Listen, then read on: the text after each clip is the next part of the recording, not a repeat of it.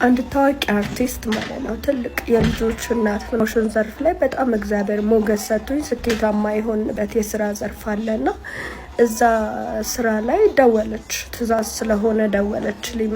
ይደውሉላችኋል ከዚህ እንትን ኦርደር ታረጋላችሁ ምናምን ብዬ ራሴ ስልክ ልኬ ምናምን ከዛ ልሰስልሽ ወይ እንደዚህ ታረቂልሽ ምናምን ብያት ከዛ ደወለች። ደውሉላት ምናምን ስላው ደወለች። እሺ ፕሮሞሽኑ ለምን እኔ ያልሰራላችሁ ላይክ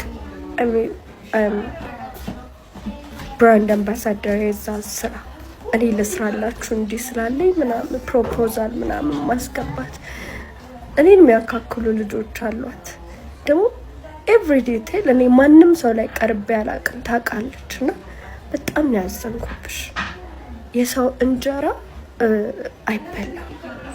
እግዚአብሔር ደግሞ የሆነ ስራ ላይ ሞገስ ሲሰጥ ነው እንጂ ያለ ሞገስ ማለት ነው የሆነ ሰው ስለሰራው ብትወስጩ አንቆ ነው የሚደፋሽ።